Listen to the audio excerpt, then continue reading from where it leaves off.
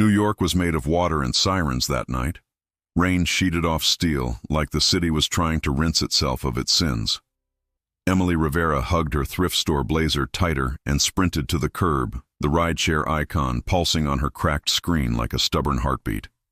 The app said, "Black sedan, plate KNY 9412, 2 minutes." Her phone, gasping at 1%, chose that moment to die with a sighing blink. Seriously? She smacked it, gentle, apologetic, as if she'd offended it, and glanced down the slick river of headlights. A black sedan slid to the curb, sleek, quiet, the kind of car that wore the night like a pressed suit. The license plate blurred behind rain, but in the stutter of red brake lights, it looked right enough. She yanked the back door handle, flopped into warm leather, and blurted, "Hi, sorry, we gotta go. 48th and 11th. I cannot be late again. I'm 90 seconds from unemployment and ramen without the flavor packet."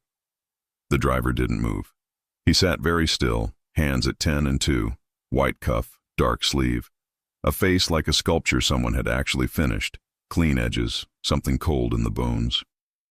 He turned just enough that she saw his eyes, pale gray, clear as winter glass, and somehow amused. "This is not a ride share," he said, voice low, velvet over gravel. "Oh." Emily blinked, then pointed through the rain. "Okay, but could it be? Just spiritually?" "I can Venmo. I'll Venmo with interest, please." He should have thrown her out. He should have smirked and said something cruel, the way expensive men often did to girls who didn't belong in expensive cars.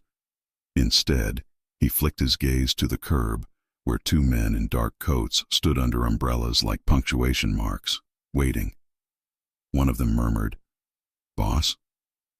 The man in the driver's seat, not a driver at all, lifted 2 fingers. "Wait." Emily swallowed. "You're not an Uber?" "No." He unlocked the doors anyway. The car glided into traffic with the confident hush of money well spent. "Seatbelt." She clicked it, heart thudding against the nylon. "Thank you. Seriously. I have an interview. It's at this logistics firm on the west side. It's not much, but it's not nothing. And I'm late because my neighbor's radiator exploded like a dragon, and my umbrella quit, and my phone's suicidal. I'm Emily, by the way, which, wow, you didn't ask. Sorry. Do you have a name, or do I keep calling you not Uber?"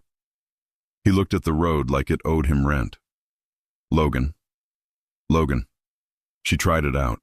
Too soft for his jawline, too gentle for that throat. "You look more like what? A Roman statue who learned about taxes." A sound, almost a laugh, lived and died at the corner of his mouth.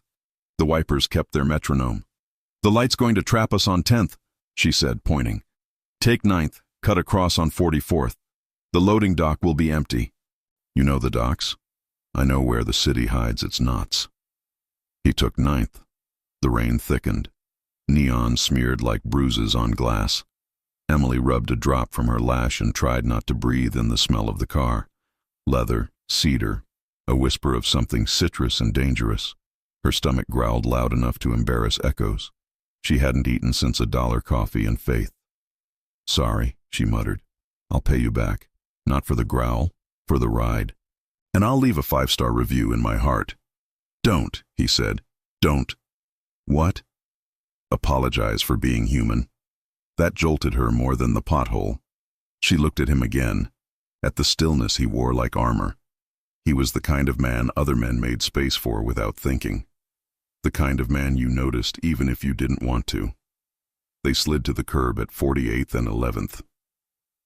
Emily fumbled with the buckle, rain already needling the window. "Thank you," she said, hand on the door. "I mean it.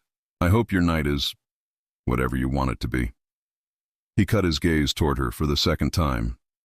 "You'll be late." "I'm always late until I'm not." She pushed the door open, and the sidewalk muttered with camera shutters. Not paparazzi, not exactly. 2 men across the street stood under the black awning of a closed bar, the glow of a phone screen warping their faces ghost blue. One lifted the device. Click. Logan didn't move. But the air inside the car changed, tight as a choke chain. The rear door opened from the outside. One of the umbrella men leaned in, Rain pinning his shoulders with diamonds. "Boss," he said to Logan, not to her, eyes sliding over Emily like a problem. "We're done," Logan said. Emily was already half out, half in. Done is great. She slipped onto slick cement, heels skittering, blazer already a damp rag. "Thank you, Logan, not Uber." She jogged to the revolving door and let the building swallow her heartbeat. Fluorescent light transformed her into a different animal. Damp hair, wide eyes, mascara threading. The receptionist clocked her, then clocked the car still idling outside, black and quiet and predatory.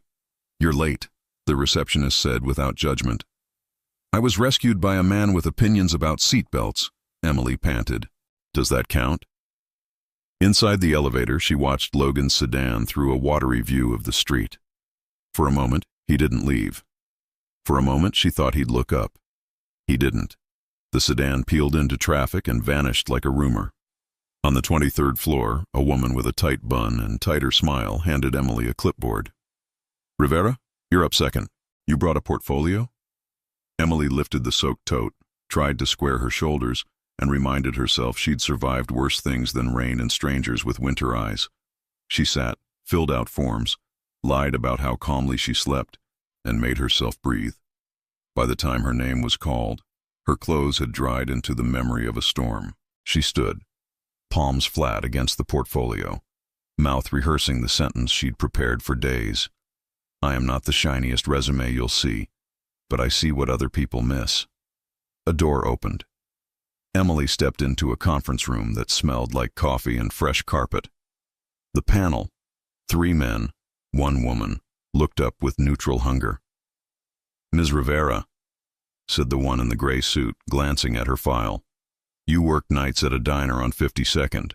You coordinated deliveries when the manager quit." "I learned how to fix printers with a spoon," she said before she could stop herself, "and how to keep customers from punching each other when the game went into overtime." The woman's mouth twitched. The gray suit leaned back. "We handle import logistics for boutique retailers. It's not glamorous." "Neither is mopping up 10 gallons of marinara," Emily said, "but it teaches you about volume." A chuckle. A question about software. A question about ambiguity tolerance. Another about late hours. She answered like a person using every rung of a ladder while the building shook. Then the glass door hissed open again. He didn't belong here, and the room knew it. The temperature shifted. Air learned manners. Logan Moretti walked in without apology, rain gone from his shoulders, gray eyes dry as a verdict. He didn't look at her first. He looked at the panel, and the panel looked at the floor. "Apologies," the gray suit stammered. "We weren't expecting." "You never do," Logan said, and now he looked at Emily. Not a smile. Not a smile. A recognition. "Ms. Rivera." Her mouth made a choice before her brain caught up. "Seatbelts save lives." Something like lightning ghosted across his face. The woman on the panel found her voice. "Mr. Moretti, we're in the middle of interviews." He took a step closer to Emily, not close enough to touch, close enough that his cologne lifted old memories of orange peels and danger. "We're always in the middle of something," he said softly. "Aren't we?" "Do you too?" The gray suit tried. "I got in the wrong car," Emily said quickly. He was kind. Logan's mouth curved. "I was convenient." It was a duel no one else could see, fought with micro-expressions and the knowledge that he had watched her choose fight over shame in the space of a curb. He should have left. He didn't. "Hire her," he said to the panel, as if ordering lunch. "If you don't, I will." Silence chewed the room. The woman arched a brow. "You will... what? Bring her into your portfolio company? One of your... restaurants?" The word she didn't say floated between them. "Fronts." Logan didn't blink. "I will make sure her resume is not wasted." Emily felt the ground tilt. The way it does when you realize the bridge you're crossing belongs to someone who doesn't need tolls. She could tell him to back off. She could reject the shadow of his influence. She could. Ms. Rivera, the gray suit said, slicking a smile over fear. We'll be in touch. Her interview ended without ending. Logan held the door open. She stepped past him, grateful and furious at having to feel both. In the hall, he didn't crowd her. You don't get to do that, she said, voice low. Collect people like coins. He almost smiled. I don't collect. I notice. Same difference, she shot back. But then, softer, because he had noticed her when the world usually didn't. Thank you for the ride. He inclined his head like a knight who'd forgotten the story he was in. You gave the directions. Right place, wrong car, she said. Or right car, wrong story. He glanced toward the elevator, the lenses of the ceiling cameras, the wet city beyond. Cameras saw you get in with me. Her throat dried. And some eyes don't forget a face. He slid a card from his pocket. Nothing printed on it but a number and a small embossed crescent. No name. If anyone asks for you in ways that don't feel like questions, call. I don't need protection. No, he said, not patronizing, just true. You need time. He let the card rest on the table, didn't force it into her hand. And luck. I make my own. That's why you're interesting. He turned to leave, then paused at the door with that winter glance. Seatbelts, Ms. Rivera. The door side shut behind him. Emily stared at the card like it might be a trap or a parachute or both. Somewhere below them, rain argued with the city. She slipped the card into the safest pocket she owned, the one over her heart. By the time she hit the sidewalk again, the night had thinned to a slick hum. A black sedan idled across the avenue. Not his, just another predator in chrome. She pulled her soaked blazer tighter and laughed once, not unkindly, at the absurdity of it all. She did not see the man under the bar awning lift his phone again for a second photo, or the text he sent with it. Got her, with him. Nor did she see the reply arrive in a different part of the city, where a heavier man in a three-piece suit smiled with only half his mouth and typed back, Perfect. Tell our friends she's the soft place to aim. Emily turned the corner, pocket warm with an unmarked card, backbone humming with a feeling she had no name for yet. Somewhere in the rain-washed grid, a wolf had learned her name. Somewhere else, a hunt was being planned by men who thought she was leverage. She'd learn soon enough that leverage is only power if the person you grab doesn't know how to use their own weight. And she'd learn it under fire. The storm had passed, but New York never dried completely. By the next morning, puddles clung to the curbs like secrets too heavy to lift. Emily Rivera walked the same stretch of sidewalk that had betrayed her the night before, clutching a borrowed umbrella, a coffee that was mostly foam, and a head full of questions she had no business asking. Was it possible to meet a man twice and feel like you'd already stepped into the middle of his story? Her new job, if it even counted as new yet, felt fragile, a house of cards propped up by chance. The HR rep had stammered through her onboarding, clearly unsure whether Emily's sudden hire was a decision made by the company or by the phantom name whispered in the hallways, Logan Moretti. By noon, she'd learned two things. The office coffee was a crime, and her boss's name opened doors like a keycard dipped in fear. Still, Emily kept her head down, buried in spreadsheets and intake forms, pretending not to notice the curious glances. Every now and then she caught someone whispering, not cruelly, but with that awe people reserved for tall tales. That's her, the girl from the car. She ignored them until her desk phone buzzed. Unknown extension. Miss Rivera, conference room B. 5 minutes. The line went dead. Emily's pulse did a weird dance between dread and curiosity. She smoothed her skirt, squared her shoulders, and walked toward the glass conference room, pretending she wasn't shaking. Inside waited Logan. No suit jacket today. Just a black dress shirt, sleeves rolled, revealing forearms dusted with hair and muscle. His gray eyes flicked up, unreadable as always. Miss Rivera, he greeted. Sit. She did, clutching her notebook like armor. If this is about last night, it's not. His tone cut clean. It's about tonight. Tonight? He leaned back, folding his hands. I need an alibi. She blinked. What? Presence, he corrected, voice smooth but heavy. Someone visible, approachable, unthreatening. Emily's mouth opened. "You're describing a golden retriever." He almost smiled. "Close. You." She frowned. "Let me guess. You're going somewhere you shouldn't, meeting someone you don't trust, and you need a human shield with good posture." Logan studied her. "You're quick. And you're vague." He slid a black envelope across the table, embossed, heavy. The Hudson Royale. Charity Gala. Black tie. "You'll be my guest," he said simply. "Guest?" she echoed. "I just started here. People still think I'm the intern who brought muffins. All the better. They'll underestimate you." Emily stared at the envelope, then at him. "Why me? You have 100 people who'd kill to be seen at your side." "That's the problem," he said quietly. "They'd kill." Her breath caught. Logan stood, buttoning his cuff. 7 p.m. sharp. Wear something dark, elegant, and don't ask questions you don't want answered. He moved toward the door, then paused, glancing back. "Oh, and Miss Rivera." "Yes?" He met her gaze with that storm-gray calm.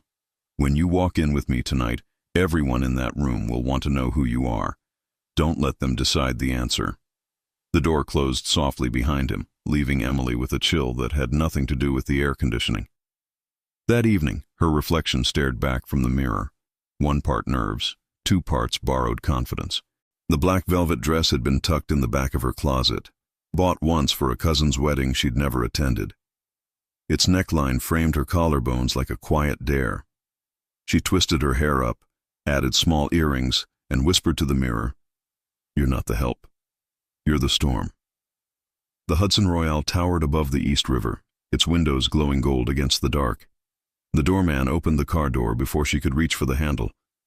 She stepped onto marble like it might crack. And there he was. Logan Moretti, in a charcoal tuxedo, posture sharp enough to slice. When he saw her, something softened. Not much, but enough. "You clean up well," Emily said before she could stop herself. "So do you," he replied, offering his arm. "Let's try to survive this." The ballroom shimmered, chandeliers dripping light, strings of laughter weaving through the murmur of money. Emily felt the weight of eyes like flashbulbs. Whispers traveled faster than champagne bubbles. "Who's she?" "Not one of ours. She doesn't look like a debutante." Good, Emily thought. I'm not. Logan guided her through the crowd with a subtle possessiveness. Not ownership, but protection. Every few feet, someone stopped him. Men with cigars, women with pearls, politicians with handshakes too rehearsed. He greeted each with polite detachment, introducing Emily as Miss Rivera, a consultant on one of our community projects. Each time, her smile tightened. Consultant, sure, on chaos. Midway through the night, as waiters passed trays of crystal glasses, Logan's expression shifted. A single glance toward the mezzanine, so brief most would have missed it. But Emily followed his eyes, to a man in a cream suit, too polished, too still, watching them with a hunter's patience. "Friend of yours?" she asked under her breath. "Something like that." "Do I need to smile or run?" "Neither," Logan murmured. "Just dance." "What? Dance?" He offered his hand. "Now? You hate attention. That's why we move. They can't corner us if we're in motion." He led her onto the dance floor, hand firm at her back. The orchestra shifted into a low, sultry number. Emily stumbled once before finding his rhythm. He moved like someone trained to make violence look graceful. "You're using me as cover," she whispered. "You're using me for free champagne," he countered. She smirked. "Touché." The room spun slow around them. Her heartbeat synced to the strings. For a moment, between glances, between steps, the world narrowed to his hand at her waist and the quiet question behind his gaze. "Do you trust me yet?" A camera flash shattered the illusion. Logan's jaw tensed. Time to go. He escorted her off the floor, down a hallway perfumed with lilies and secrets. At the end, a side door opened onto a private balcony overlooking the city. Rain clouds threatened again, but for now the skyline gleamed like glass jewelry. "What was that about?" Emily asked. "Someone in that room wasn't supposed to be there," he said. Someone I haven't seen in a long time. The man in cream. He nodded once. He works for people who prefer whispers to wars. They'll dig into every face I'm seen with. Yours included. Her stomach tightened. So I'm bait? Your balance. Balance? If they see me with a woman who doesn't flinch, who doesn't belong, they second-guess their leverage. Emily crossed her arms. You're saying I'm unpredictable, unpolished, a wild card. His lips twitched. A storm. The word echoed something she'd said to her mirror, and for the first time she wondered if he'd somehow heard it. Next time, she said quietly, maybe ask before you draft me into your strategy. Logan studied her, then nodded. Fair. They stood in silence. The city exhaled below them, horns and whispers folding into the wind. For a heartbeat, he seemed ready to say something else, something real. But the balcony door opened. One of his men appeared, face pale. Boss, we've got a problem. Logan's demeanor shifted, the quiet wolf slipping back into command. Speak. The car. Someone slashed the rear tire. Emily blinked. Seriously? Who does that at a charity gala? People who don't believe in charity, Logan said darkly. He turned to her. You'll take the second vehicle with Tia. Who's Tia? Driver, hacker, cousin. Don't ask how those overlap. He pressed a small device into her palm, a sleek key fob with a single red button. If something feels wrong, press once. If it gets worse, twice. Emily stared at it. And if it gets really bad? Don't wait for a third. Before she could answer, voices echoed from the corridor, too loud, too sharp, approaching fast. Logan's men straightened, hands instinctively near their jackets. He glanced back at her, eyes hard. Go, now. She hesitated. What about you? I'm the reason they came. Emily wanted to argue, but the tone in his voice wasn't one she could fight. It was carved from decades of command. She nodded once, slipped through the side exit, and followed a narrow stairwell to the service lot. Tia waited beside a black SUV, chewing gum, eyeliner sharp enough to kill. You must be the new chaos, she said, unlocking the door. Depends who's asking. Someone who cleans up Moretti messes. Buckle up. As the SUV rolled into the night, Emily looked back at the glowing tower shrinking in the rear view. Somewhere inside, Logan was facing the storm she'd just escaped. And for reasons she couldn't explain, her hands trembled, not from fear, but from the realization that the wrong car had carried her straight into a war she wasn't sure she wanted to leave. The next morning, Emily wakes to find her name mentioned in an encrypted message intercepted by Tia, a message sent between rival crews. But what's worse isn't what they wrote. It's who signed it. R. Morning broke like a hangover, gray light, cold coffee, and a city pretending nothing had happened. Emily Rivera stared at her reflection in the elevator's mirrored walls and almost didn't recognize the woman looking back. Same tired eyes, same scuffed heels. But there was something different now, something taut beneath the surface. Maybe it was the memory of sirens echoing across the Hudson, or the sound of Logan's voice, low and certain, saying go. Now. She'd barely slept. Every time she closed her eyes, she saw flashes. The man in the cream suit, the hiss of tires against wet asphalt, the cold precision in Logan's gaze as he pivoted from calm to command. When the elevator doors opened, the office felt too bright, too normal. A lie painted in beige walls and burnt coffee. Rachel, loud, loyal, and far too observant, popped up from her desk the second Emily walked in. Well, if it isn't the mysterious +1 from last night's gossip column. Emily froze mid-step. Excuse me? Rachel spun her tablet around. Page 6, baby. Mysterious brunette seen with reclusive mogul Logan Moretti at charity gala. That's you, right? Emily squinted. The photo was grainy, but unmistakable. Her, laughing mid-spin, Logan's hand steady at her waist. The headline glimmered like a curse. Fantastic, Emily muttered. I've been here a week and I'm already clickbait. Clickbait with good hair, Rachel said, sipping her coffee. You gonna explain how a logistics assistant ends up on the arm of a billionaire who could buy the building? Emily shrugged, forcing casual. He needed company. I was convenient. Rachel arched a brow. Convenient, huh? Sure. That's what they call chemistry now. Before Emily could answer, the phone on her desk rang. A sharp, clipped sound that sliced through the chatter. She lifted the receiver.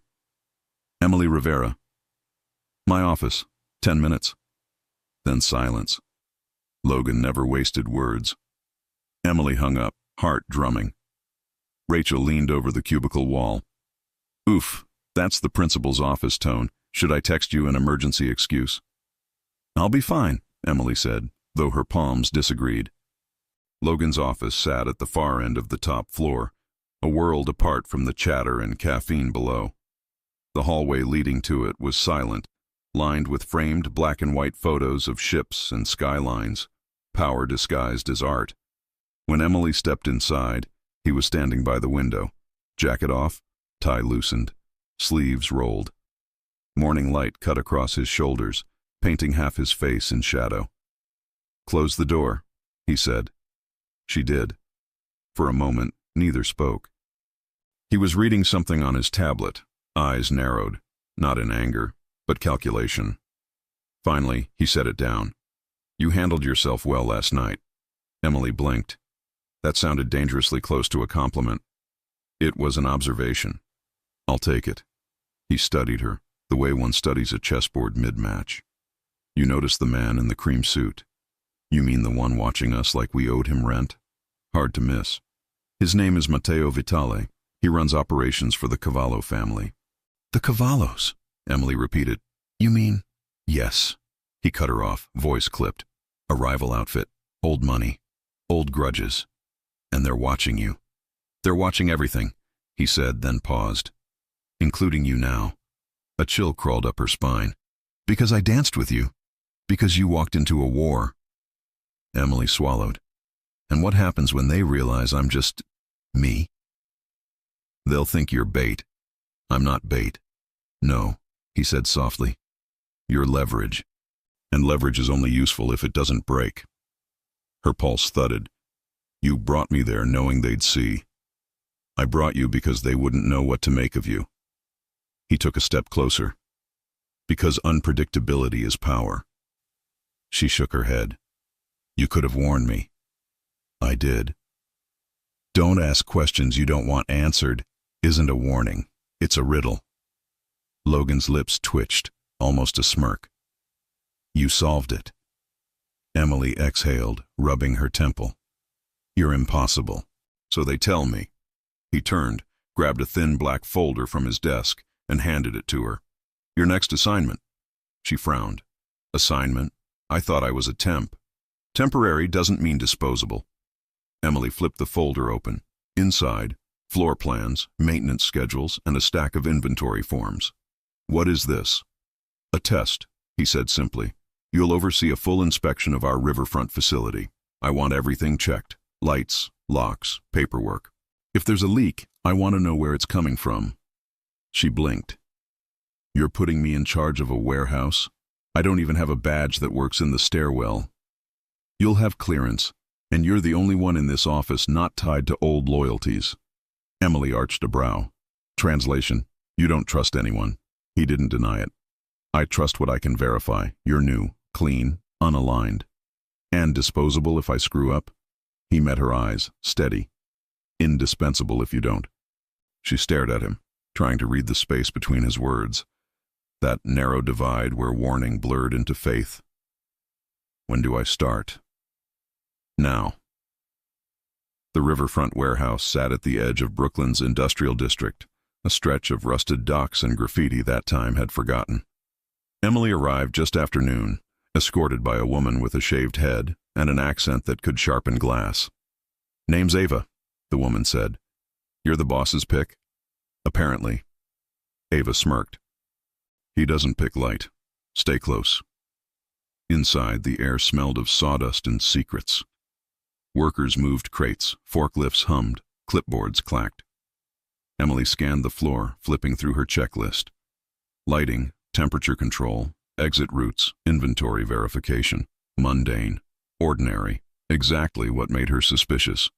Halfway through, a shipment manifest caught her eye. Identical entries repeated 3 times, same weight, Same ID, different delivery routes. Hey, Ava, Emily called. Why does Crate 5A show up on 3 manifests? Ava glanced over, brow furrowing. It shouldn't. Someone's double counting, or hiding duplicates. You think it's theft? Emily shook her head. No, it's camouflage. They're moving something under a name that looks legitimate. Ava's eyes darkened. You've done this before. Not like this, Emily admitted. But chaos is the same in every language. She snapped a photo on her phone and tucked it into her folder. The numbers didn't lie, but they whispered, and the whisper had a name. R. That evening, Emily dropped the folder on Logan's desk. Found your leak? He flipped through the pages, scanning the highlighted rows. You're sure? Positive. Someone's duplicating manifests to cover unaccounted shipments. Destination: Baltimore, under code R, no company listed. Logan's expression didn't change, but his knuckles whitened against the folder. You know who that is, Emily said. He closed the file. Not yet. She crossed her arms. You're lying. His gaze flicked to her, sharp, careful. Of what? The truth? He stood, slow and deliberate. You don't understand what that initial means. Then explain it. A long silence. Then softly, it's someone I thought was gone. Her breath caught. An enemy? He shook his head. Worse, a ghost.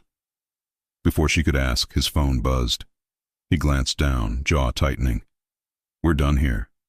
Emily hesitated. Logan, go home, Miss Rivera. There it was again. The distance, the armor. She turned toward the door, frustration simmering. You're not the only one who's been haunted, you know. He looked up. What does that mean? She paused, hand on the handle. It means you're not the only one with ghosts. She left before he could ask more. That night in her small apartment, Emily spread the documents across her kitchen table. The code, the manifests, the triple entries. They formed a pattern too deliberate to ignore. She traced her finger along the scrawled signature at the bottom of one page.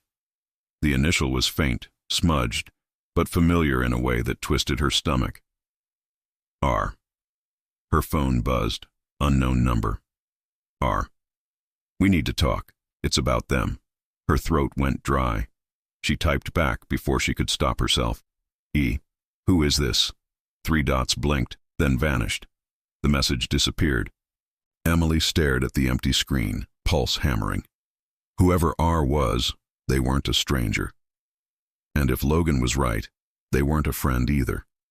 She looked at the embossed card still tucked in her wallet, the one Logan had given her that first night, with the single crescent and no name. Her finger hovered over the number. If she called, she'd cross a line she couldn't uncross. If she didn't, she might never know what war she'd just stepped into. Outside, thunder rolled across the city again. Emily took a breath, pressed call, and waited. The line clicked once. I was wondering when you'd stop pretending, said a voice she hadn't heard in years, calm, familiar, and full of regret. She froze. Ryan? We need to meet, before he finds out. Her hand trembled. Before who finds out? But the line was already dead. She stared at her reflection in the window, rain streaking the glass like fingerprints. Whatever storm she'd been pulled into, it wasn't random. It was personal. And the name behind R, the man reaching out from the shadows, wasn't just part of Logan's past. He was part of hers. The next evening, a sudden attack on the street forces Logan and Emily into a safe house. But when the past catches up, protection looks a lot like captivity. And every truth comes with a cost. The city didn't sleep that night, and neither did Emily Rivera. She sat by her window, watching the streetlights flicker like warnings in Morse code. The rain had stopped, but puddles still mirrored the restless hum of New York traffic. On the table beside her, the black folder lay open. Manifests, ledgers, and that haunting initial, R. Ryan. Her ex, her mistake, her warning. He'd vanished 2 years ago, leaving only half-truths and an apology that didn't make sense until now. We need to meet, Before he finds out. Before who found out? Logan? The Cavallos? Or something worse? Emily pressed her fingers to her temples. Every direction led back to the same place. A war she didn't understand, and a man she was starting to care about against every reasonable instinct. A knock at the door shattered her thoughts. Sharp. Urgent. She froze. Midnight. Too late for neighbors. Too early for news. Emily? Her chest loosened just enough to let her breathe. That voice, low, grounded, dangerous in its calm. Logan. She crossed the small apartment and opened the door. He stood there, collar damp from the mist, expression carved from steel. "We need to move," he said. Emily blinked. "Move? As in now." He stepped inside, scanning the corners with the precision of someone who'd memorized blueprints. His presence filled the room, the smell of rain and cologne, the hum of tension that always seemed to follow him.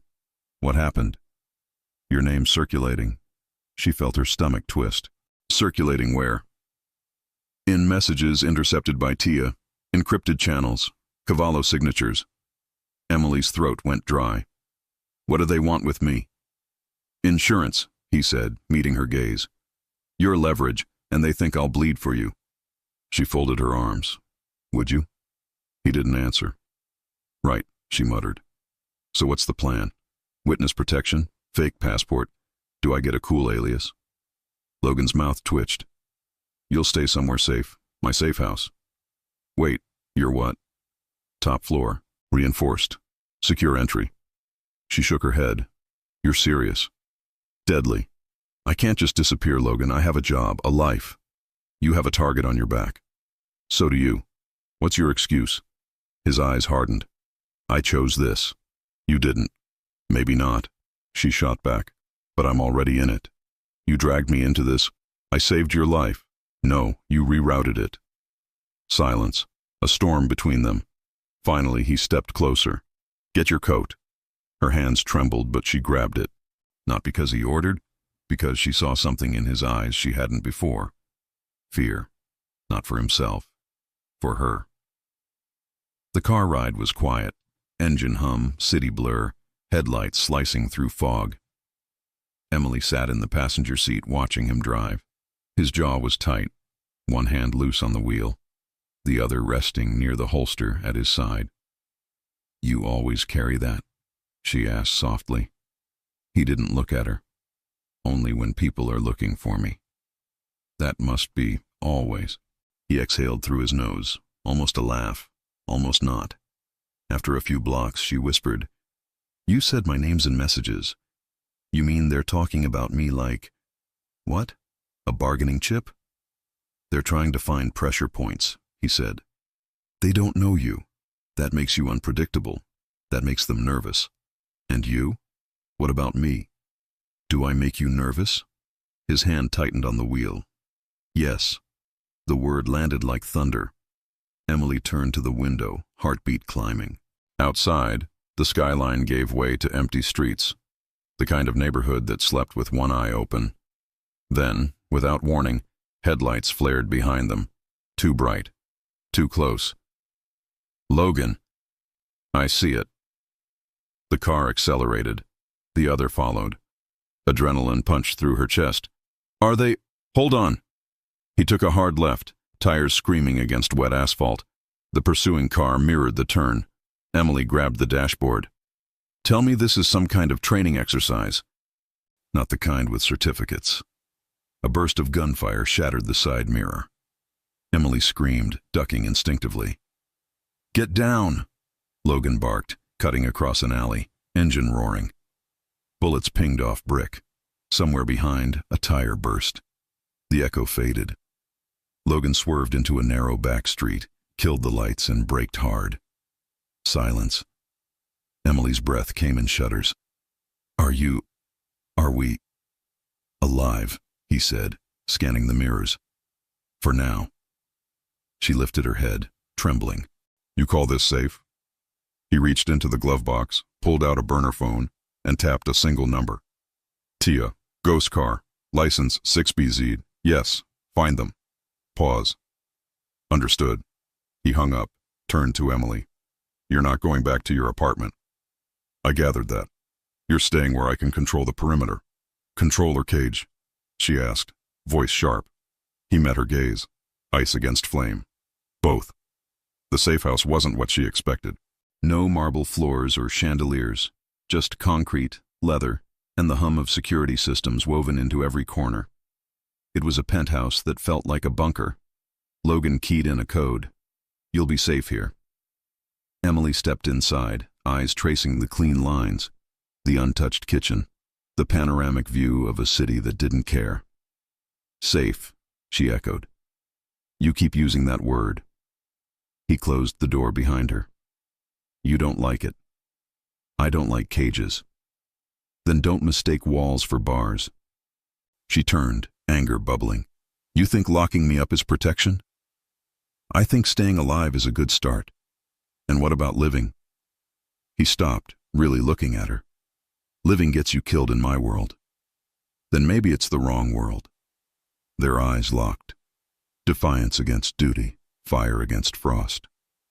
Finally, he stepped back. There's a guest room. Left hall. Stay inside. Don't open the door for anyone.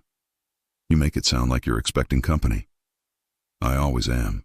He walked toward the study. Emily watched his back disappear behind the door. For a long moment, the room was silent, the kind of silence that pressed against your ribs. She sank onto the couch, hands still shaking. In the reflection of the window, the skyline shimmered, distant, untouchable. Then her phone buzzed. A text. You're not safe with him. Meet me. Tomorrow.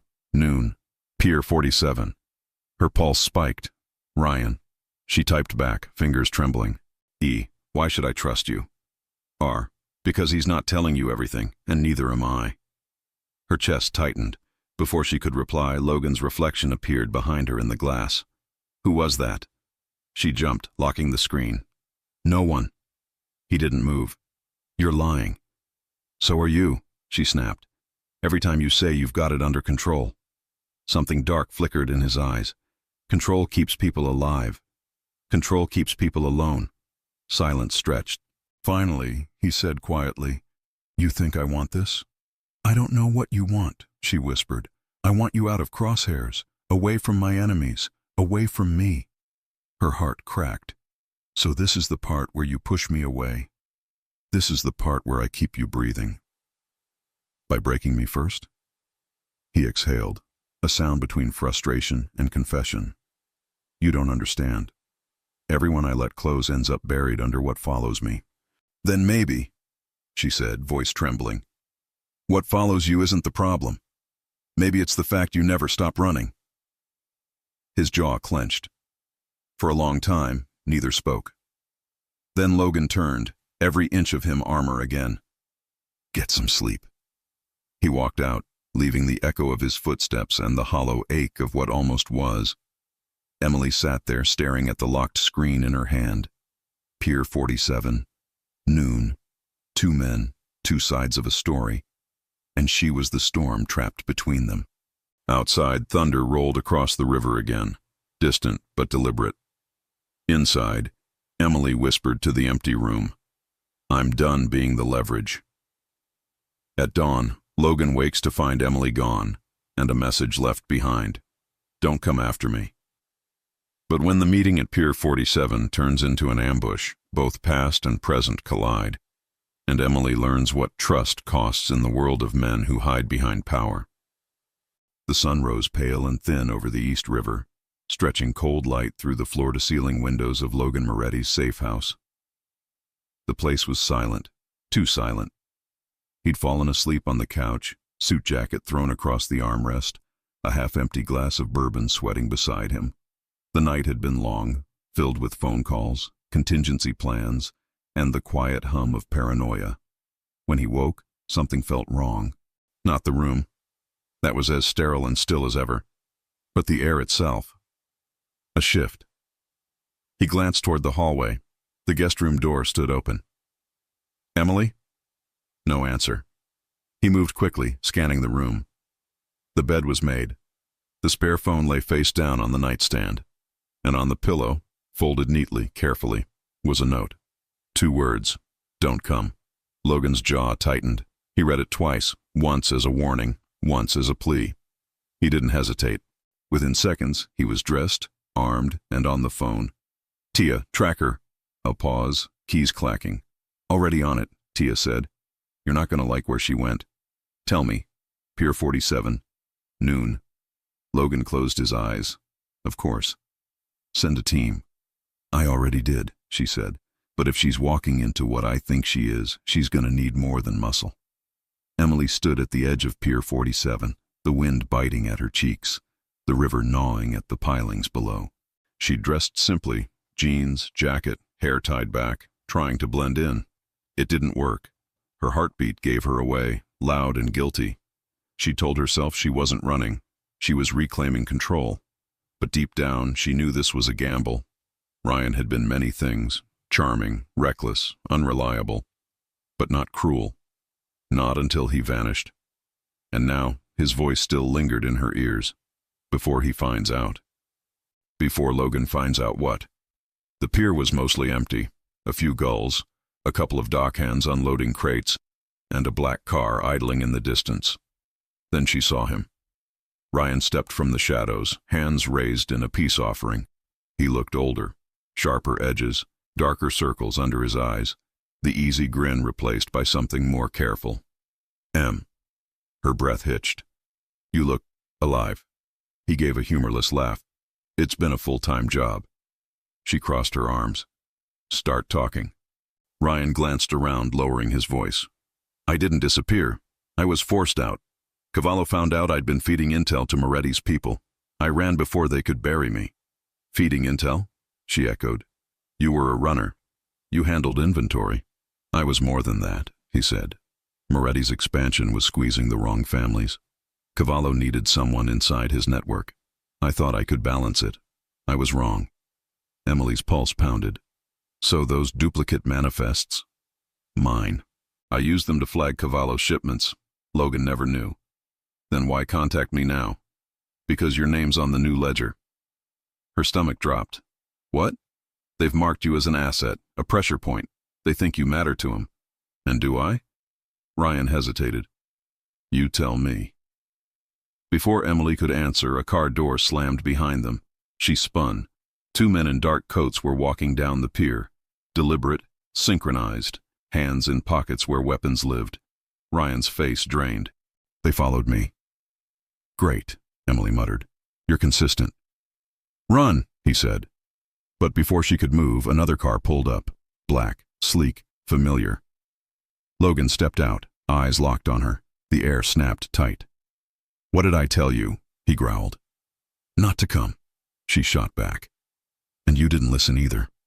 Ryan stepped between them. Moretti. Move, Logan said. She's not your property. She's not your problem. Funny, Ryan said bitterly. I was her problem first. A flicker of recognition crossed Logan's face, then understanding, then fury. You, he said. You're R. Yeah, Ryan admitted. The ghost in your machine. Logan's hand twitched toward his holster. Give me one reason. Because you're surrounded, Ryan said quietly. Logan turned and saw them. 2 more cars at the far end of the pier. 4 men stepping out, weapons glinting under the pale noon sun. Emily's heart kicked into overdrive. Logan, down! Gunfire erupted, shredding the stillness. Emily ducked behind a stack of crates, Ryan grabbing her arm. Logan drew his weapon, returning fire with lethal precision. Controlled bursts, no hesitation. Bullets pinged off steel. Splinters filled the air. One of Logan's men, Mateo, rushed forward, covering their flank. Another went down with a shout. Move! Logan barked. Cover left! Ryan shoved Emily behind a concrete barrier. Stay here! No, she said, pulling her phone. Tia! Static. Signal's jammed, Ryan warned. Emily peeked around the corner, a man advancing with a shotgun 10 feet away. She snatched a fallen pistol, hands trembling but steady enough. Emily! Ryan started. She fired. 1 shot. The man dropped. Ryan stared. Since when? Diner got robbed once, she said breathlessly. I learned fast. Logan appeared beside them, eyes scanning. We're leaving, now. He grabbed her wrist, hauling her toward the edge of the pier where a motorboat bobbed against the dock. "Go," he ordered Ryan. Ryan shook his head. "They'll follow." Logan glared. "You owe her. Earn it." Ryan sprinted toward the opposite end, drawing fire away from them. Emily stumbled into the boat, Logan starting the engine. Bullets hissed into the water around them as the motor roared to life. "Hold on!" The boat shot forward, slicing through the current. The city skyline blurred behind them, smoke rising faintly from the pier. Emily clutched the railing, wind tearing at her hair. What now? Logan didn't answer. His jaw was set, eyes fixed on the horizon. Ryan said, "I heard what he said. He was helping you. He was helping himself." "Maybe both," she snapped. He slammed his palm against the wheel. "You could have been killed. And you could have trusted me." The words cracked through the noise like lightning. Silence, just wind and the roar of water. "Finally," he said quietly, "trust gets people buried. Maybe the right people bring you back." He glanced at her, and for the first time she saw it clearly. Fear, not for himself, but for her. Before she could speak, a shadow crossed overhead. Helicopter blades. A camera lens glinted from above. Emily's blood ran cold. "They're filming. Get down." Too late. The spotlight flared, catching them mid-escape, her hand clutching his arm, his gun drawn, smoke curling from the barrel. One photo, 1 second, and 1,000 stories waiting to write themselves. By the time they reached the docks on the Lower East Side, the image was everywhere. Mysterious woman escapes, shootout with notorious businessman. Underworld love story or criminal scandal? Who is Emily Rivera? Her phone buzzed nonstop. Calls from unknown numbers, messages from reporters. A friend from college sent a screenshot with a heart emoji and 3 words. "Girl, you famous." Emily sat on the safe house couch, head in her hands. "Oh my God, I'm viral." "Not for the first time," Tia said from the doorway, tablet glowing. "But this one's got better lighting." Logan stood by the window, hands clasped behind his back. "It's already on national feeds." Tia looked up. "You want me to scrub her socials?" "Too late," he said. "They've archived everything." Emily groaned. "Great. My 5 minutes of fame come with bullet holes." Logan turned, eyes softening. "You're safe here." She laughed bitterly. "That line's losing its punch. You shouldn't have gone alone. You shouldn't have kept me in the dark." He sighed. "I'm trying to protect you." "From what? The truth?" "From me." The words hung heavy, raw. Emily stared at him. "You think I'm scared of you? You should be." She stood, crossing the room. "I've seen you bleed, Logan. You're not a monster." He didn't move, but something shifted behind his eyes. "And what if the monster's the only thing keeping you alive?" "Then maybe I'll take my chances," she whispered. Tia cleared her throat. "Hate to interrupt the existential foreplay, but the internet's already shipping you two." Emily blinked. "What?" Tia turned the tablet. A trending hashtag glared back. Pier 47 couple. "Congratulations," Tia said. "You're officially public property." Emily sank back onto the couch, stunned. "So what now?" Logan's gaze hardened again, armor sliding back into place. "Now, we control the narrative before someone else writes it for us." "Meaning?" "Meaning you're staying by my side," he said. "In public. For now." Emily swallowed. "As what?" He met her eyes. "Whatever they already believe." Her pulse quickened. "You mean?" "Yes." He stepped closer. "My partner." As Emily becomes the face of a viral story, Logan pulls her into the spotlight. A risky gambit to shield her under his name. But not everyone believes the act. Especially not the people planning their next move from the shadows. By morning, the story had broken into a wildfire. News anchors said her name with the cadence of gossip. Talk shows debated her smile, her background, her connection to the city's most enigmatic CEO. "Is it love or leverage?" one host asked. "Both," the co-host replied. and beneath every glossy headline, speculation festered. Emily Rivera, waitress turned executive assistant turned viral mystery.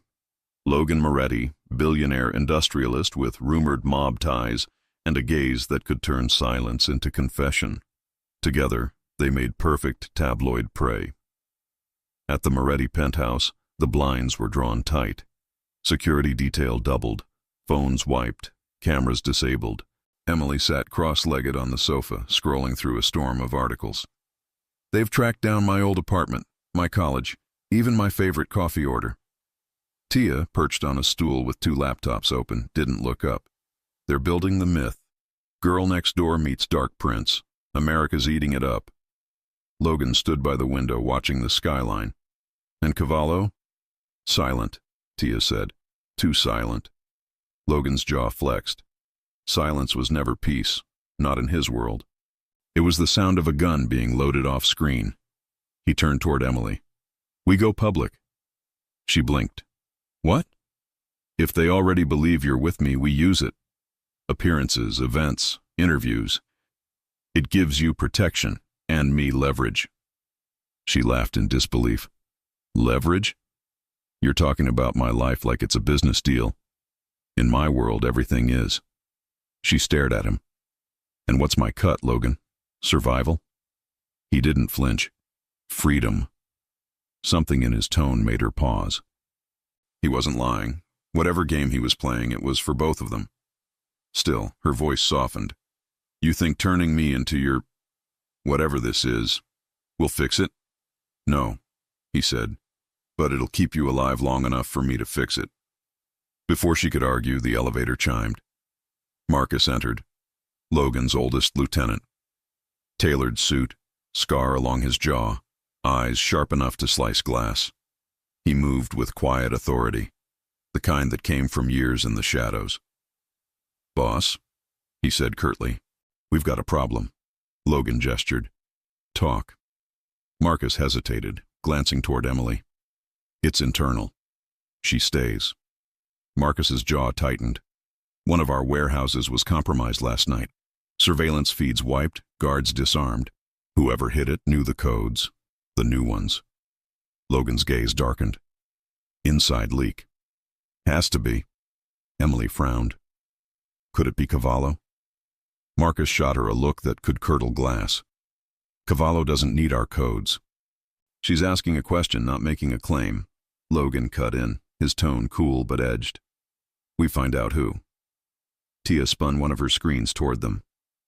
Already working on it. Logs show the breach was remote, not physical.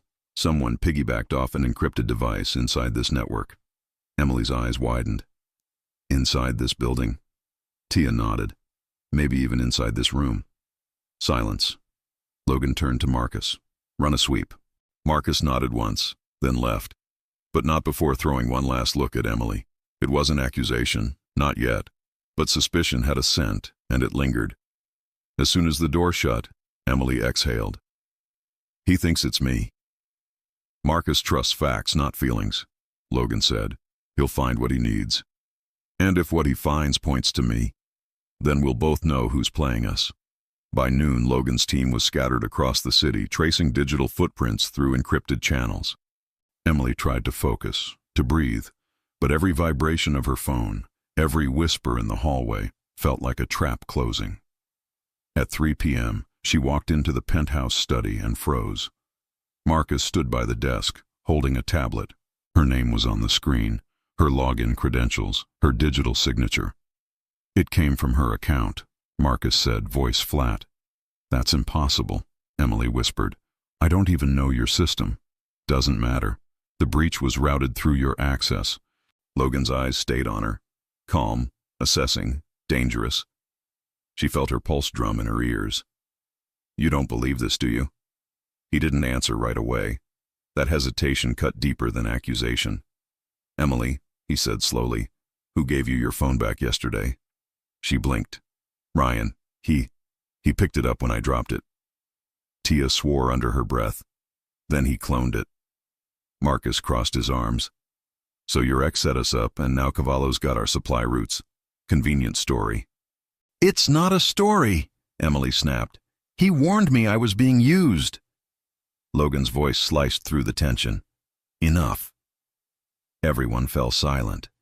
He looked at Emily, eyes unreadable. "Pack a bag." Her heart stuttered. "You're sending me away?" "I'm moving you," he said. "Until we clear this, you don't leave my sight." Tia raised an eyebrow. "That's one way to vet a suspect." "It's the only way," Logan replied. Marcus frowned. "You're risking everything for my call," Logan said sharply.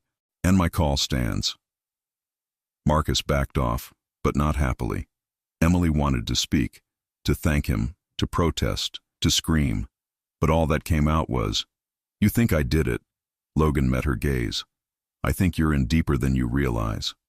That night the storm outside matched the one inside her chest. Rain hammered the glass, wind rattled the frame, and Emily lay awake in the guest room of Logan's personal suite, guarded, locked, silent. She couldn't tell if it was protection or imprisonment.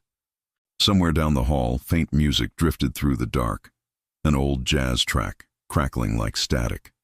She followed it quietly, bare feet silent on marble. Logan stood by the balcony doors, shirt sleeves rolled up, collar open, a glass of whiskey in one hand. The city lights carved his silhouette in gold and shadow. "You should be asleep," he said, not turning. "So should you." He glanced at her, eyes softer than his voice. "Can't sleep when I don't know who's aiming at me." "You think it's me?" "I think you're a puzzle. And in my world, puzzles get people killed." Emily stepped closer. "Then solve me." His eyes flicked down. Not with suspicion now, but something deeper, heavier. "Careful, Emily. You don't know what you're asking." "Maybe I do." Silence pressed between them, electric, dangerous, alive. He set the glass down. "You still don't get it, do you?" "Get what?" "You're not just a witness. You're leverage. Every enemy I've ever made will use you to get to me." "Then let them," she whispered, "because I'm done running." The air shifted. Closer now, magnetic. He didn't touch her, but his voice dropped low. "You're either the biggest risk I've ever taken, or the only one worth it." A sharp buzz broke the moment. Tia's voice over the intercom. "Logan, we got eyes on Ryan." His expression hardened instantly. "Where?" "Midtown Warehouse, Sector 5. Emily's pulse quickened. "Let me come." "No." "I can get him to talk." He already talked. Logan grabbed his jacket. "He just doesn't know he's finished." Emily caught his arm. "Please, I can make him trust me." He looked at her, really looked, and something flickered behind his eyes. Doubt, hope, fear. "You want to clear your name?" he asked. She nodded. "Then stay behind me." An hour later, they pulled into the shadowed alley behind the warehouse. Rain slicked the pavement, steam curling from the grates. Tia's voice crackled in Logan's earpiece. "2 guards at the north door, 1 inside. Ryan's in the office." Logan turned to Emily. "Last chance to back out." She tightened her grip on the umbrella. "I'm already in the storm." He smirked faintly. That dangerous, fleeting thing that looked too much like affection. "Then stay close." They slipped through the door like ghosts. The air smelled of dust, oil, and betrayal. Up ahead, Ryan sat at a desk, laptop open, head down. He looked up, startled, then resigned. "I knew you'd come." Logan leveled his gun. "Why?" Ryan sighed. "Because I thought I was saving her. By setting her up. I didn't leak your codes. Cavallo did. I just handed him a ghost trail to follow. Her name was the only one he wouldn't suspect you'd protect." Emily's stomach twisted. "You used me?" Ryan's voice broke. "To keep you alive." Before Logan could respond, a voice echoed from the shadows. "Touching. Truly." Cavallo stepped into the light. Silver hair, smile like a blade. Logan's grip tightened on his weapon. "You picked the wrong war." Cavallo smiled wider. "No, Moretti, I picked the right heart." And behind him, Marcus stepped forward. Gun raised. Betrayal slices from the inside as Marcus reveals his allegiance, and Cavallo makes his first real move. Cornered and outnumbered, Logan and Emily must fight their way out, but one of them won't escape unscathed. For a heartbeat, Time stood still. The air inside the warehouse thickened. Oil fumes, rain seeping through broken windows, the faint hum of the city outside. Logan's gun stayed level. His breathing slowed, precise.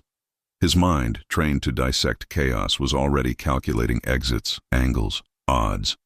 But none of those numbers accounted for Marcus.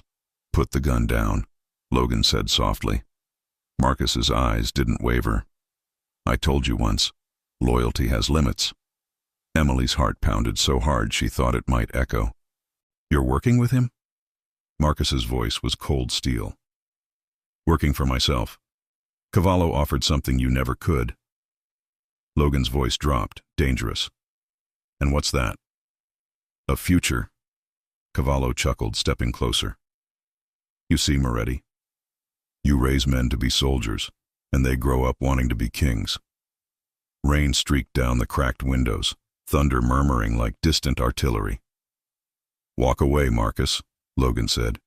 "You don't have to do this." "Oh, I do," Marcus said. "Because you stopped being a leader the day you let her walk into your world." Emily froze. "This was never about power, was it?" Logan asked. Marcus's lip curled. "It was about control, and you lost yours the moment you fell for her." Silence cut through the room like wire.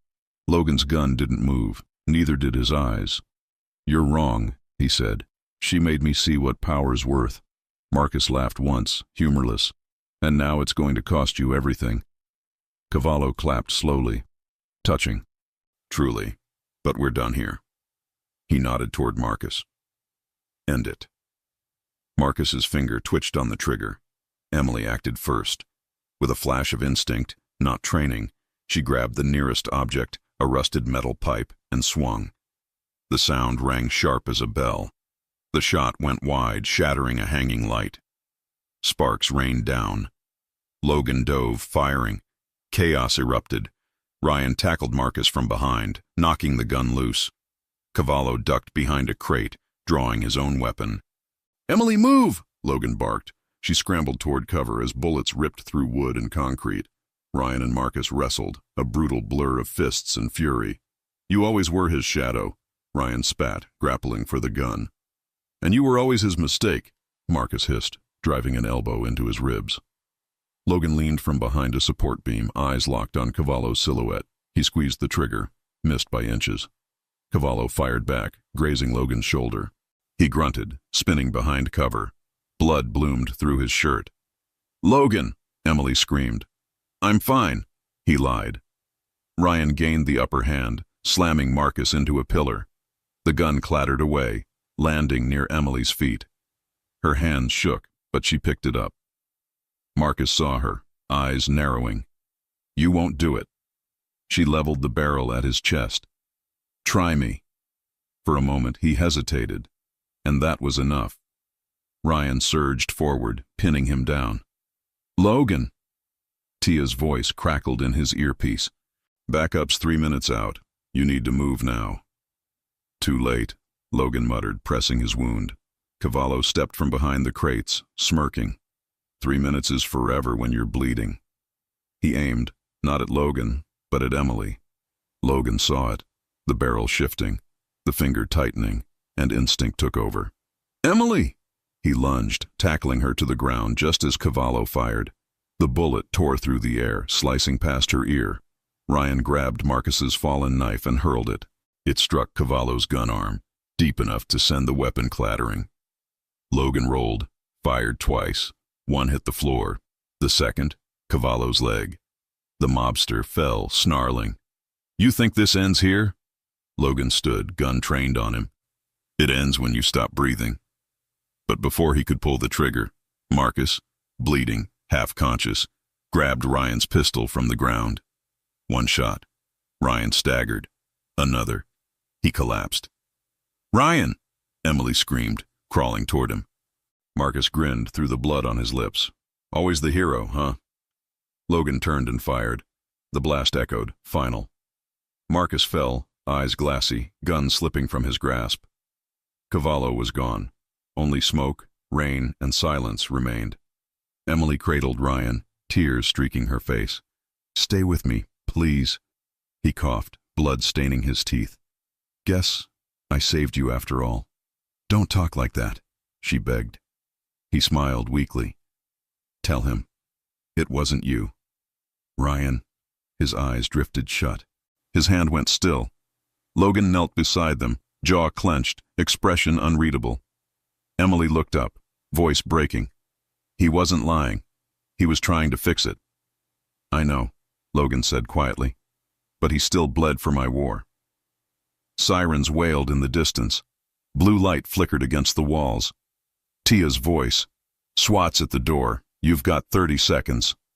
Logan grabbed Emily's arm. We move. Now. She didn't resist, just stared once more at Ryan's still form before following him out into the storm. They reached the car in silence, rain masking the sound of grief. Emily sat in the passenger seat, trembling, her hands still stained with gunpowder. Logan drove with one arm, the other pressed against his shoulder wound. You saved me, she whispered. He didn't look at her. Not enough. Ryan. He made his choice. She turned to him.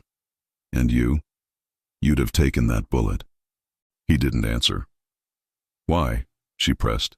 Finally, he said, because you make me forget what I am. Her throat tightened. And what are you? He glanced at her, eyes dark, wet with stormlight. A man who's lost too many chances. The car rolled to a stop at a red light. For a second, they just sat, the city moving around them, oblivious. Then Emily reached across, her fingers brushing his hand. You haven't lost this one. He looked down, her hand small, warm against his bloodied knuckles, and something inside him cracked. But before he could speak, his phone buzzed. Tia again. We've got bigger problems. Cavallo didn't come alone. That warehouse? It wasn't a hit. It was a diversion. Logan's pulse spiked. What's the target? The Midtown front office. The vault. Emily froze. That's every file, every ledger, every name. Tia's voice sharpened. He's burning your empire down, Logan. One floor at a time. Logan slammed the wheel. Not tonight. He floored it. Tires screeched, engine roared, city lights blurred. Emily grabbed the dash. You're bleeding out. I'm not losing another life today. Logan. But the look on his face silenced her. Determined, desperate, dangerous. She swallowed hard, staring at the city ahead, and wondered which one of them would still be standing when dawn came. They reached Midtown to find smoke pouring from the high-rise. Sirens screamed, crowds gathered. Flames licked the edges of the building's facade. Security scrambled. Logan's men were already forming a perimeter, shouting orders into radios. Report, he barked. Firebombed. 2 detonations. No casualties yet. Vault? Sealed, for now. He exhaled, pain flickering across his face. Tia, cut power to floors 12 through 20. Marcus's failsafe may still be active.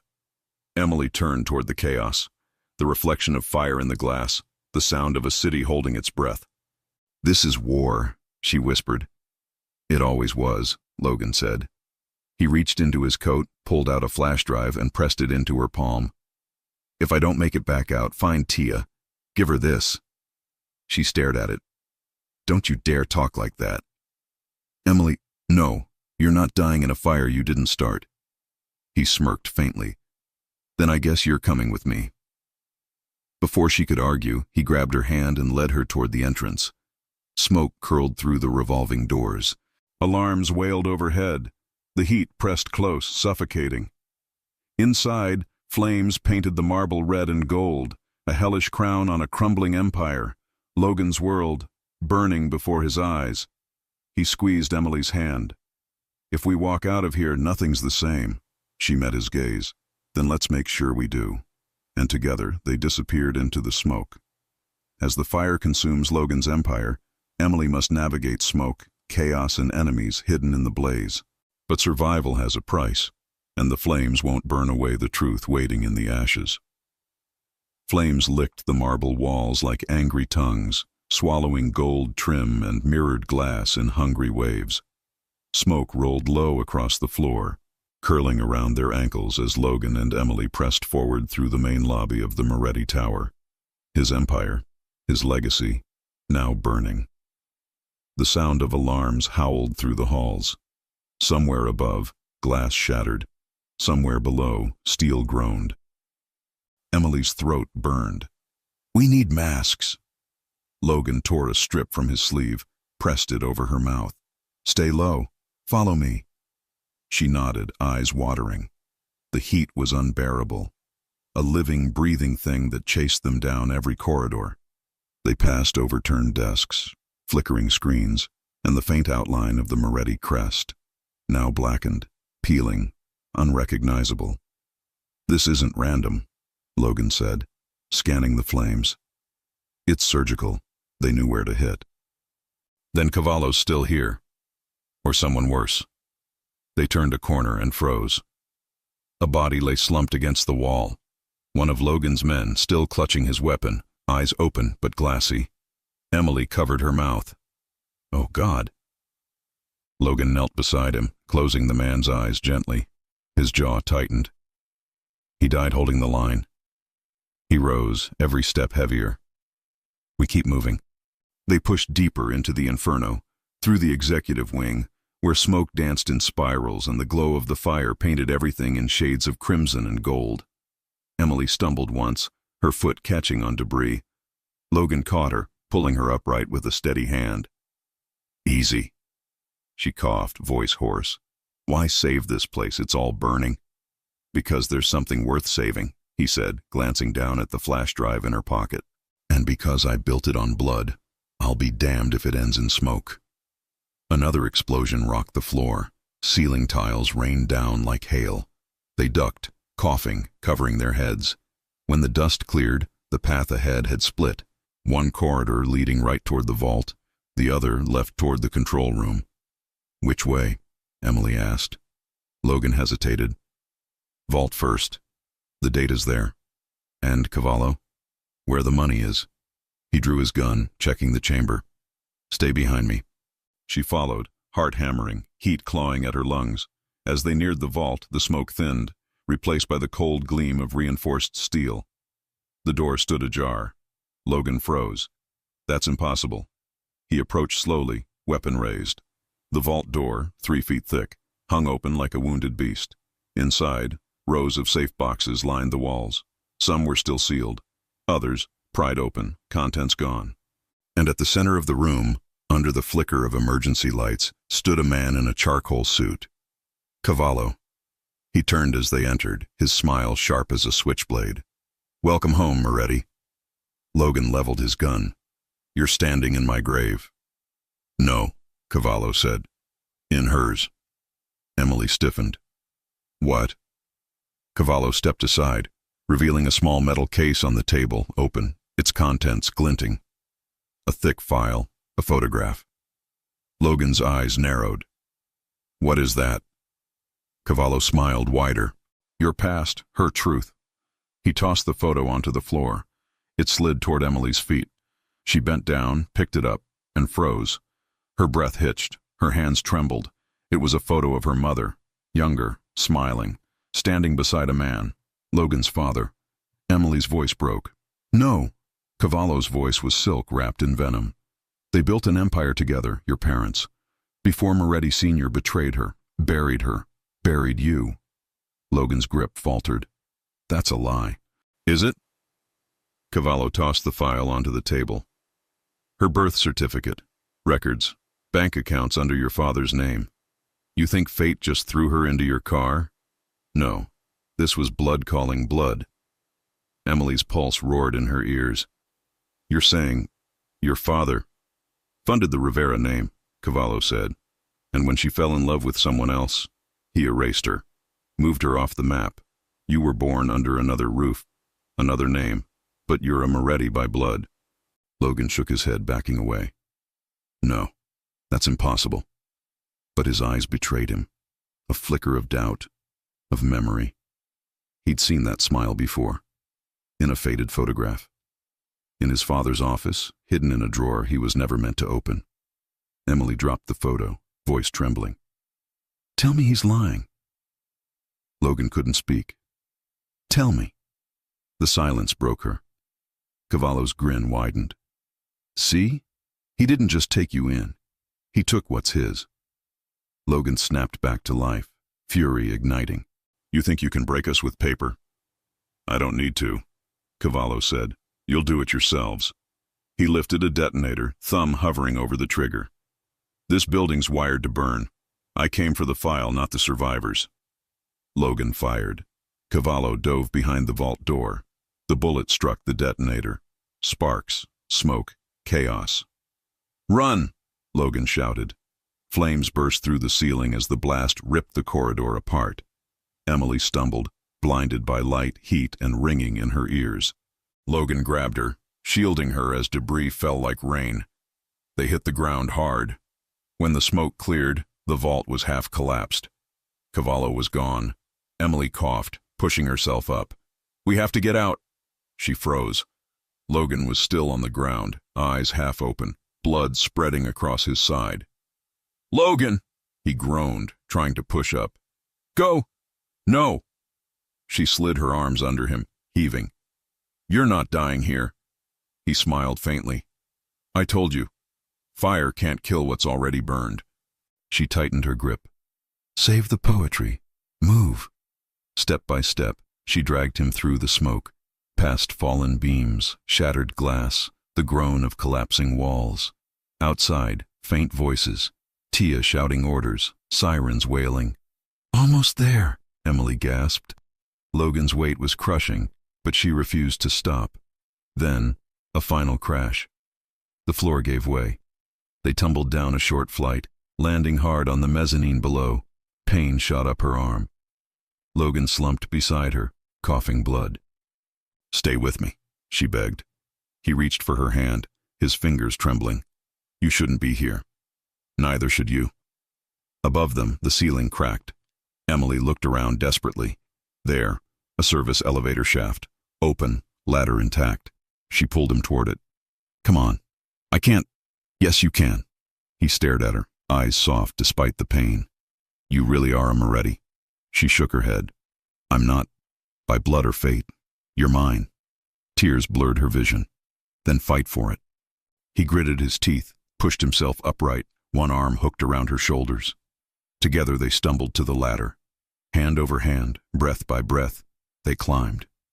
The metal burned their palms. The heat pressed closer, screaming around them. Halfway up, the shaft below erupted in flame. Emily gasped, nearly losing her grip. Don't look down, Logan rasped. She didn't. She looked up, toward the faint square of light above, toward survival. At last, they reached the top. Tia's face appeared through the smoke, hand extended. Got you. With a final heave, she pulled Emily up, then Logan. They collapsed on the rooftop, gasping, coughing, alive. The night air was cold, the stars drowned by smoke. Below, the building groaned, collapsing inward. Emily lay beside him, her chest heaving. It's gone. Logan turned his head, eyes glassy. So's he, for now. Tia knelt, pressing gauze to his wound. We need to move. EMS is 5 blocks out. Emily's hands shook. He needs a hospital. No hospitals, Logan said weakly. Too many questions. Tia glanced at Emily. There's a clinic uptown. No names, no records. Emily nodded, tears mixing with soot.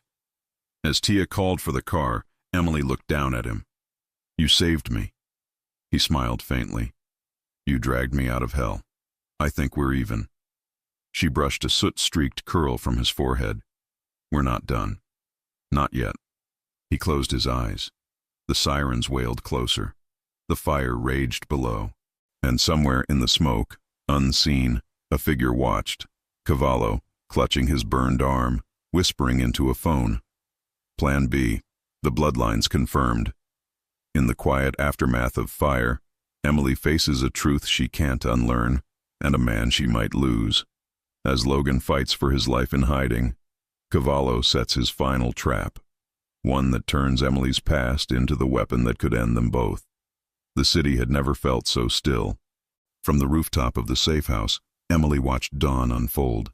pale light bleeding through the smoke still curling over Midtown.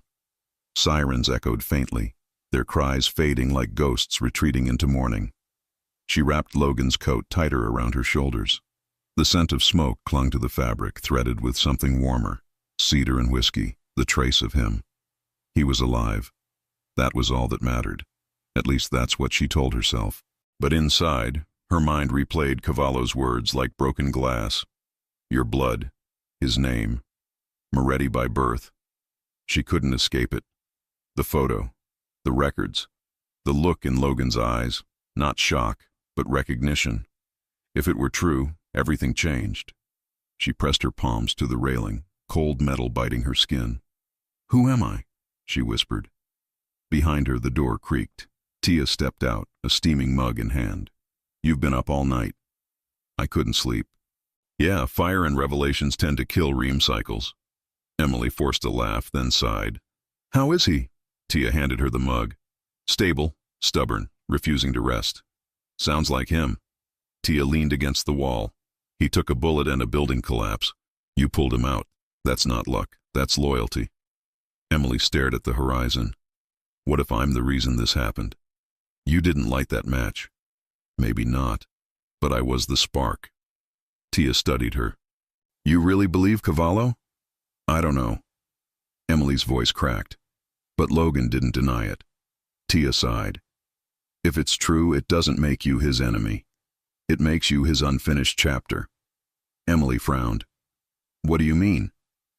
Moretti Sr.'s empire wasn't just built on violence. It was built on betrayal. Logan's been cleaning up the mess ever since. Cavallo wants to use you as proof that his bloodline's tainted. To him, you're leverage. To Logan. To Logan? You're something he doesn't know how to fight for. The door behind them opened again. Logan stepped out slowly, arm wrapped in bandages, color pale but eyes clear. "You two talking about me again?" Tia smirked. "Only your tragic hero complex." "Then it's a short conversation," he said dryly. Emily turned. "You shouldn't be up." He shrugged. "The city doesn't stop bleeding just because I do." Tia rolled her eyes. "You're impossible. And yet you're still here. Because someone has to babysit you." She squeezed his good shoulder gently, then glanced at Emily. "I'll get supplies. Don't let him pretend he's fine."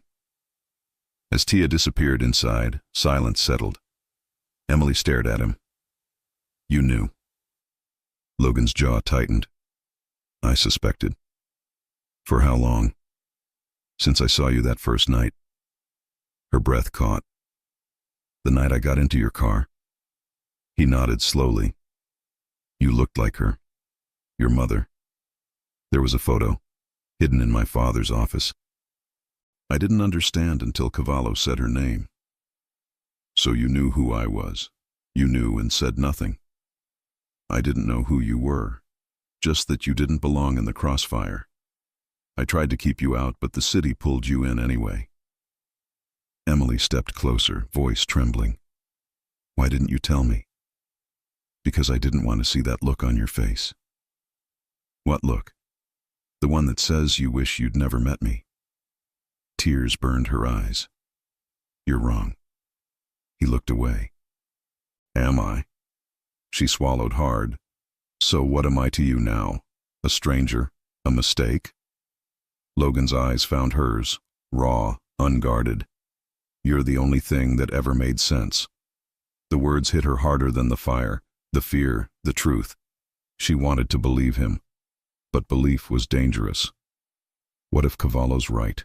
she whispered. "What if my name's built on the same blood you've been fighting to escape? Then we change what it means."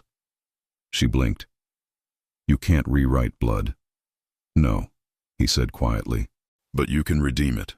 Their eyes locked, two souls standing on the edge of something bigger than either could control. Then Tia's voice cut through the quiet, sharp and urgent. "We've got movement." They turned. Tia hurried out, tablet in hand. Cavallo's signal pinged on the east side docks. Same warehouse district as the first ambush. Logan's expression hardened. "He's cleaning house." Tia nodded. "Or setting a trap." Emily stepped forward. "Then we walk into it before he closes it." Tia raised an eyebrow. You're volunteering for suicide missions now? Emily's voice was steady. If I'm part of his plan, I'm ending it. Logan frowned. Absolutely not. You need me, she said. He wants me. That's leverage. He shook his head. You're not bait. Maybe not. But I'm the only one he'll let close. Logan exhaled slowly, torn between instinct and faith. If anything happens to you, it already did, she said softly. The day I got in your car. That drew a faint smile, half pain, half pride. Tia looked between them. If you're doing this, you'll need eyes, cover, and exit routes. I'll handle logistics. Logan nodded. We go in at dusk. Hours later, the docks were cloaked in fog and shadow. Emily adjusted the wire beneath her jacket. Her pulse was steady, surprisingly so. Maybe because fear was a luxury she no longer had. Logan stood beside her, dressed in black, every movement measured. The calm before the war. You sure about this? He asked quietly. No, she said, but I'm sure about you. He studied her face, the smoke stains still faint on her skin, the determination in her eyes. You're not the same woman I picked up that night. No, she said. She thought her life was ordinary. And now? She knows it never was. He reached up, brushing a strand of hair from her cheek. When this ends. She caught his hand. We start again. For a moment the world shrank. Just their breath, their hearts, the space between. Then Tia's voice crackled through the calm. Position set. 3 guards outside, 2 inside. Thermal scan shows 6 heat signatures in the main hangar. Cavallo? Logan asked. One matches his size and gait. He looked at Emily. Last chance. She smirked faintly. You really think I'd run now? He almost smiled. No, I think you'd fight. Then let's finish it. They moved, silent, swift, slipping through the fog like ghosts. The hangar loomed ahead, massive and half-lit. Inside, shadows stretched long across the concrete. Cavallo stood near a cargo crate, flanked by 2 men. His arm was bandaged, but his smirk remained. You came, he said. Emily stepped forward. You wanted me. I wanted a legacy, Cavallo said. And now I have one. He nodded toward the crate. Inside, everything your father built, every name, every account, every debt. The future, if you choose to claim it. I'm not him. No, Cavallo said. You're better. You've got his blood and her heart. You could rule this city if you stopped pretending to be innocent. Emily's voice was steady. Innocence isn't weakness. Neither is power. He glanced at Logan. You of all people should know that. Logan's voice was ice. Power without mercy is rot. Cavallo's eyes gleamed. And mercy without power is death. You think you've redeemed the name Moretti? You've just repainted it. Emily stepped closer. You burned my life to make a point, so make it. Cavallo smirked. I already did. A red light blinked on the crate. Logan's eyes widened. Get down! The explosion tore through the air. Light, heat, sound. A second sun igniting the night. Emily hit the floor, the blast wave knocking the breath from her lungs. Debris rained down, smoke filling the air. Logan's arm shielded her, body pressed over hers. When the roar faded, Cavallo was gone. Only echoes. And fire. Again, Tia's voice screamed through the comm. Talk to me! Are you alive? Logan coughed, pulling Emily up. We're clear. Cavallo's gone. Emily stared at the smoking crater where the crate had been. He destroyed it all. Logan shook his head. Not all. He reached into his coat, pulled out the flash drive. You still have this. She looked at it, small, silver, fragile, the last thread of truth. Then this ends tonight, she said. They escaped into the fog, flames reflecting in their eyes, the weight of what was lost heavy in their hands. As they reached the car, Logan turned to her. Once we expose Cavallo, this ends. Emily nodded slowly. And if the truth destroys us? He met her gaze. Then at least it sets us free. She slid into the car beside him, clutching the flash drive. Let's finish what we started. The engine roared to life. The city lights flickered ahead, and somewhere in the fog, a shadow watched. Cavallo, bleeding, smiling. Let them come, he whispered. Blood always finds its way home. As dawn breaks over a city rebuilt on ashes, Emily and Logan prepare for their final stand. The truth is no longer a secret. It's a weapon. In a world where love was born from a lie, can it survive the cost of redemption? The city was quiet again. Too quiet. From the safe house window, Emily watched the skyline shimmer under the first light of dawn.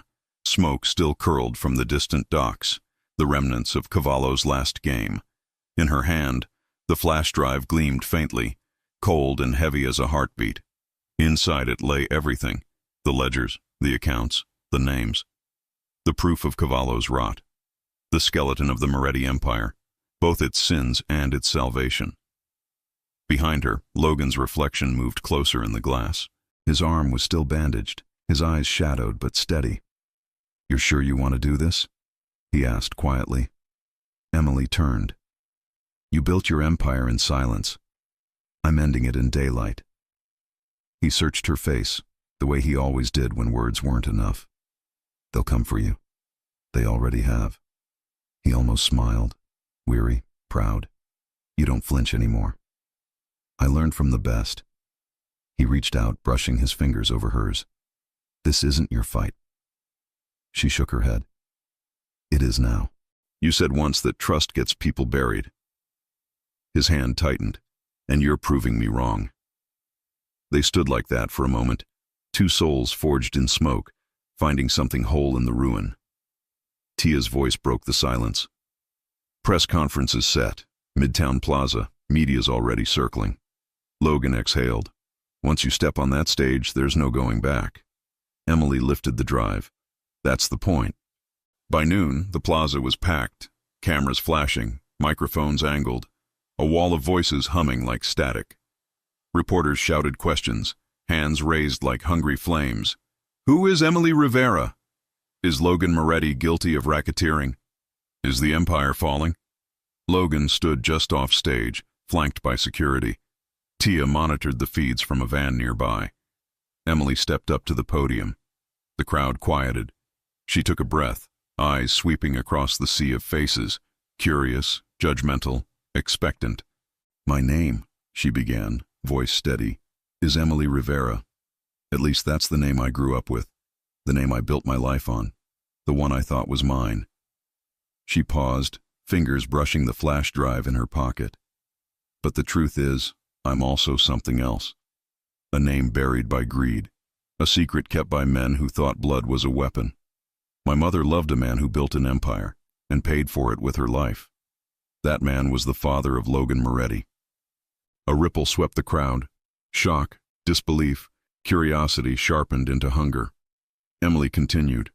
"Cavallo, a man who profited from every drop of that blood, tried to use this truth to destroy us, to prove that power can't be redeemed, that names don't change."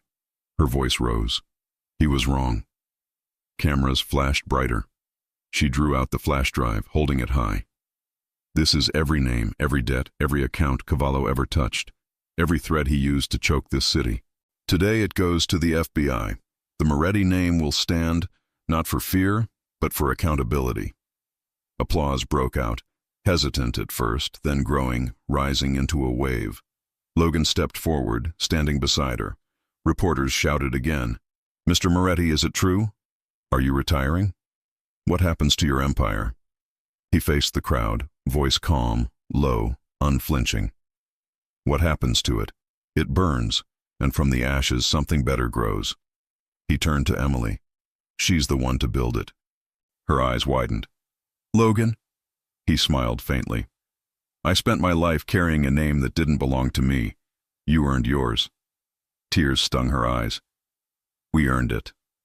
For a moment everything else faded. The noise, the flashes, the chaos, until it was just them. The man who'd built an empire out of darkness. The woman who'd taught him how to stand in the light. The crowd roared again, flashes blinding, but Emily only saw him, Logan leaned close, voice just for her. "You were never my weakness, and you were never my cage," she whispered back. They didn't kiss. Not yet. This wasn't a fairy tale. This was rebirth. They turned together, stepping down from the podium as agents moved in to take the evidence, as the press swarmed, as history shifted. For the first time, Logan Moretti didn't hide his face, and Emily Rivera didn't hide her name. That night, the city breathed differently. From the balcony of their new penthouse, one overlooking the river far from the smoke, Emily stood beside him, watching lights dance on the water. The chaos had quieted. The files were gone. Cavallo was in custody. But peace, she realized, wasn't silence. It was choice. "Do you ever think about what's next?" she asked softly. Logan slipped his hand into hers. "Every time I look at you." She smiled. "That's not an answer. It's the only one I've got." They fell into a comfortable hush, the kind born not from absence, but understanding. Below, the city moved on, rebuilding, rewriting, remembering. Emily turned toward him. "You think they'll ever forget who we were?" He shook his head. "I don't want them to. I just want them to see who we became." She rested her head against his shoulder. "Emily Moretti. That sounds strange." He smiled. "Not to me." She laughed softly. "We're not married." "Not yet." Her breath caught. "Is that a proposal?" He looked at her, eyes warm, steady. "It's a promise." The wind stirred her hair, the city lights reflected in his eyes. For once, they didn't need to run, didn't need to fight. They had walked through fire and come out whole. Two hearts forged in truth. Two names, reclaimed. One love, unstoppable. Emily closed her eyes, whispering into the wind. "We made it." Logan pressed a kiss to her forehead. "We earned it." And as the river carried the city's reflection into the night, the past finally let go. Some stories aren't about escaping the dark. They're about learning to build light from it. If you enjoy stories like this, take a moment to subscribe to the channel. That's how I'll know you truly liked it. Even if you're watching on your TV, grab a second to join this family of fans who love emotional and heartfelt stories. Your support means everything, and it helps us bring you even more tales like this one.